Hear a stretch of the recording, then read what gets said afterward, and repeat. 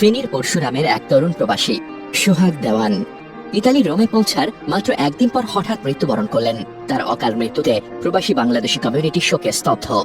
দেশে আত্মীয় স্বজনদের সঙ্গে বিদায় সেরে 16 আগস্ট বাংলাদেশ থেকে ইতালির উদ্দেশ্যে যাত্রা করেন সোহাগ। পরদিন 17 আগস্ট বিকেলে রোমে পৌঁছান তিনি। সেই রাতেই পরিচিত জনদের সঙ্গে কিছুক্ষণ সময় কাটানোর পর ভোর 4টার দিকে হঠাৎ অসুস্থ হয়ে জীবন হারান।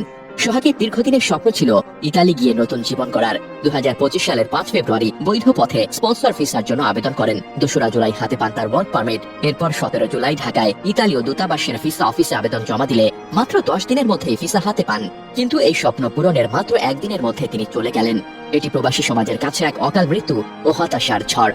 প্রত্যক্ষদর্শীরা জানাচ্ছেন, তার গলায় ঠান্ডাজনিত টনসিলের সমস্যা ছিল। দীর্ঘ বিমান ভ্রমণ, হঠাৎ আবহাওয়ার পরিবর্তন এবং ঠান্ডার সংমিশ্রণে টনসিল ফুলে যাওয়াই হতে পারে তার মৃত্যুর কারণ। সোহাগের অকাল মৃত্যুতে প্রবাসী বাংলাদেশিরা হতবাক। তারা বলছেন, সাধারণত ওয়ার্ক পারমিটের পরে ভিসা পেতে অনেকেই 2 থেকে 3 বছর অপেক্ষা করে, অথচ সোহাগ মাত্র 10 দিনে ভিসা পেয়েছিলেন। কিন্তু ইতালি পৌঁছার মাত্র একদিনের মধ্যে মৃত্যু। এটা সত্যি অবিশ্বাস্য দুর্ভাগ্য ও মর্মান্তিক ঘটনা। সোহাগের পরিবারের জন্য এই ক্ষতি অপূরণীয়। সন্তানের ইতালি যাওয়ার স্বপ্ন পূরণে তারা যে বিপুল অর্থ ব্যয় করেছিলেন তা এখন শোকের ছায়ায় ম্লান।